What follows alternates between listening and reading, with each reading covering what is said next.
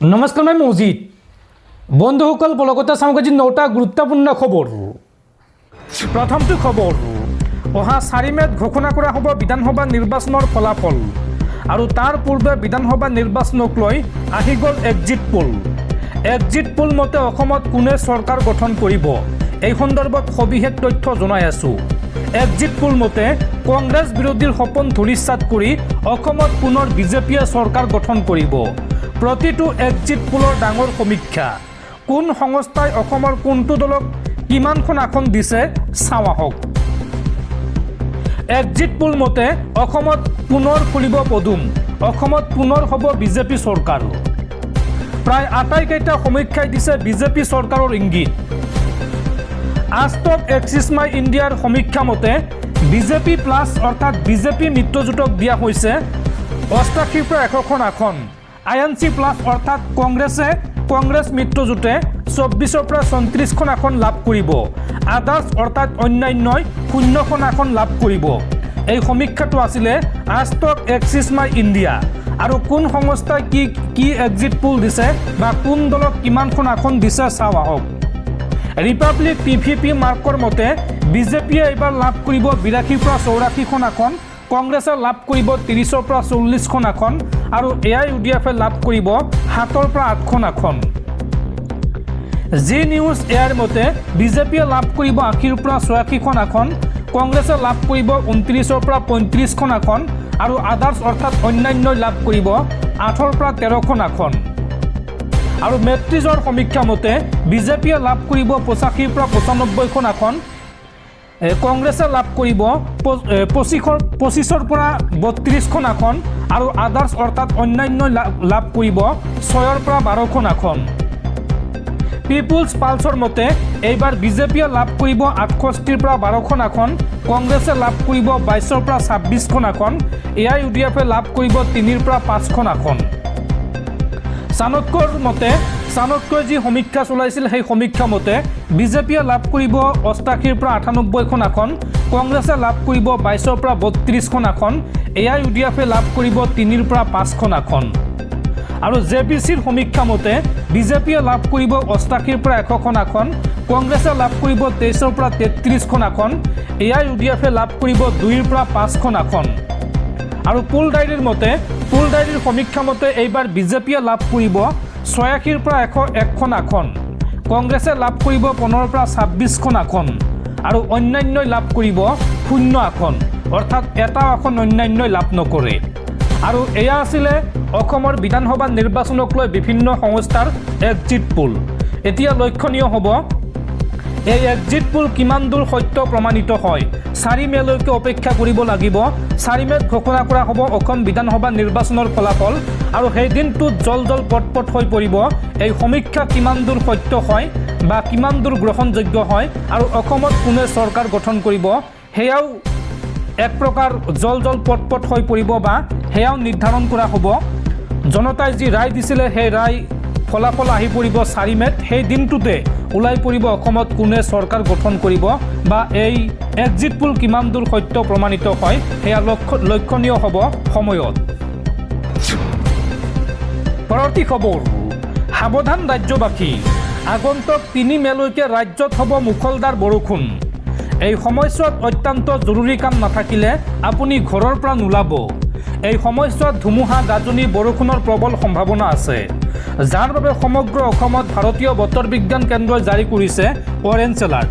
ৰাজ্যবাসীক এই সময়ছোৱাত সতৰ্ক হৈ থাকিবলৈ আহ্বান জনাইছে বতৰ বিজ্ঞান কেন্দ্ৰই। পৰৱৰ্তী খবৰ, এক্সিট পোলে কি কয় কৈ থাকক। অসমত এইবাৰ চৰকাৰ কংগ্ৰেছৰ নেতৃত্বত বিৰোধীৰ হ'ব। 2016 চনৰ পৰিৱেশ অসমত এইবাৰ ৰাইজৰ জয় হ'ব। নিশ্চিন্ত থাকক, চৰকাৰ এইবাৰ বিৰোধী ঐক্যমঞ্চৰ হ'ব অসমত। কেৱল ষ্ট্ৰং ৰুম সুৰক্ষিত ৰাখক। এই মন্তব্য শিৱসাগৰ সমষ্টিৰ বিধায়ক তথা ৰাইজৰ দলৰ মুৰব্বী অখিল গগৈৰ। দৰ্শকসকল, আৰু বহুতো গুৰুত্বপূৰ্ণ খবৰ আছে। তাৰ আগতে আপোনাক জনাওঁ যে যদি আপুনি এতিয়ালৈকে এইটো ভিডিঅ'ত লাইক কৰা নাই তেন্তে এতিয়াই ভিডিঅ'টোত লাইক কৰি দিয়ক আৰু এনেকুৱা ধৰণৰ ভিডিঅ'সমূহ নিতৌ চাবলৈ চেনেলটো ছাবস্ক্ৰাইব কৰি কাষত থকা বেল আইকনটো প্ৰেছ কৰি ৰাখক। পৰৱৰ্তী খবৰ, জুবিন হত্যাৰ গোচৰক লৈ ডাঙৰ খবৰ। জুবিন গাৰ্গৰ মেনেজাৰ সিদ্ধাৰ্থ শৰ্মাৰ মহাবীৰ একুৱা জব্দৰ নিৰ্দেশ আদালতৰ। সিদ্ধাৰ্থ শৰ্মাৰ সৈতে লেনদেন কৰা বেংক একাউণ্টো জব্দ কৰাৰ নিৰ্দেশ দিছে আদালতে। মহাবীৰ একুৱা সিদ্ধাৰ্থ শৰ্মাৰ মালিকানাধীন কোম্পানী আৰু সিদ্ধাৰ্থই ব্যৱহাৰ কৰিছিল বহু ব্যক্তিৰ বেংক একাউণ্ট।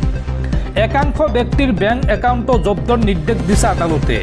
যিসকল লোকে সিদ্ধাৰ্থ শৰ্মাৰ বেংক একাউণ্টৰ সৈতে ধনৰ লেনদেন কৰিছিল তেওঁলোকৰ একাউণ্টো জব্দৰ নিৰ্দেশ দিছে আদালতে।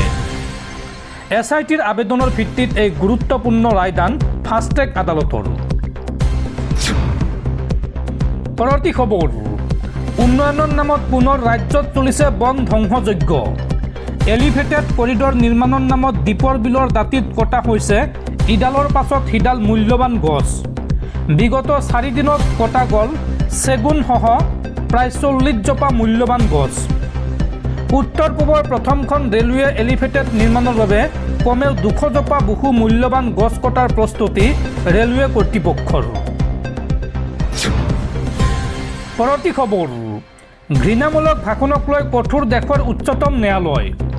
ঘৃণামূলক ভাষণৰ অভিযোগ লাভৰ লগে লগে BNSৰ থানাত গোচৰ ৰুজু কৰিবলৈ আৰক্ষীক নিৰ্দেশ দেশৰ সৰ্বোচ্চ আদালতৰ। আৰক্ষীয়ে গোচৰ ৰুজু কৰিবলৈ অস্বীকাৰ কৰিলে আৰক্ষী অধীক্ষকক ডাকযোগে অভিযোগ দাখিল কৰিব পাৰিব অভিযোগকাৰীয়ে। ঘৃণামূলক ভাষণ সন্দৰ্ভত একাধিক আবেদনৰ শুনানি গ্ৰহণ কৰি এই নিৰ্দেশ দিয়ে ন্যায়াধীশ বিক্ৰম নাথ আৰু ন্যায়াধীশ সন্দীপ মেহতাৰ বিচাৰপীঠে। পৰৱৰ্তী খবৰ, পশ্চিমবংগত সম্পন্ন হ'ল বিধানসভা নিৰ্বাচনৰ দ্বিতীয় তথা অন্তিম পৰ্যায়ৰ ভোটগ্ৰহণ। বিয়লি 5 বজালৈকে ভোটদানৰ হাৰ 89.99%।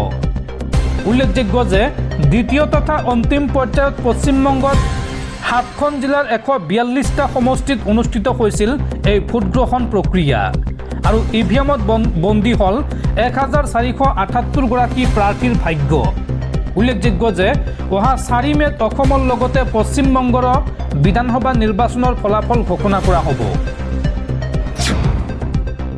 পৰৱৰ্তী খবৰ, সাৱধান দেশবাসী, 2026ত গৰমে ভংগ কৰিব সৰ্বকালৰ অভিলেখ।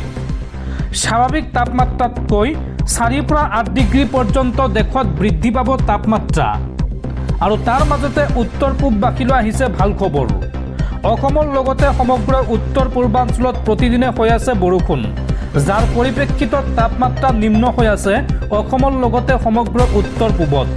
আৰু তাৰ পৰিৱৰ্তে সমগ্ৰ দেশ জ্বলিছে গ্ৰীষ্ম প্ৰবাহত। দেশত এইবাৰ হ'ব ভয়ংকৰ গ্ৰীষ্ম প্ৰবাহ। 2026ত গৰমে ভংগ কৰিব অভিলেখ। স্বাভাৱিকতকৈ 4 পৰা 8 ডিগ্ৰী পৰ্যন্ত বৃদ্ধি পাব পাৰে দেশৰ তাপমাত্ৰা। মে' মাহৰ ভিতৰত দেশৰ কোনো ঠাইত তাপমাত্ৰা 50 ডিগ্ৰী স্পৰ্শ কৰাৰ সম্ভাৱনা। এপ্ৰিল মাহতে প্ৰচণ্ড গৰমৰ কবলত সমগ্ৰ দেশ। মহাৰাষ্ট্ৰত 46 ডিগ্ৰী পৰ্যন্ত বৃদ্ধি পাইছে তাপমাত্ৰা। মহাৰাষ্ট্ৰৰ কেইবাখনো জিলাত 44 ডিগ্ৰীৰ পৰা 46 ডিগ্ৰী পৰ্যন্ত বৃদ্ধি পাইছে তাপমাত্ৰা। মহাৰাষ্ট্ৰৰ আকোলাত 44.2 ডিগ্ৰী চেলছিয়াছ পৰ্যন্ত বৃদ্ধি পাইছে তাপমাত্ৰা।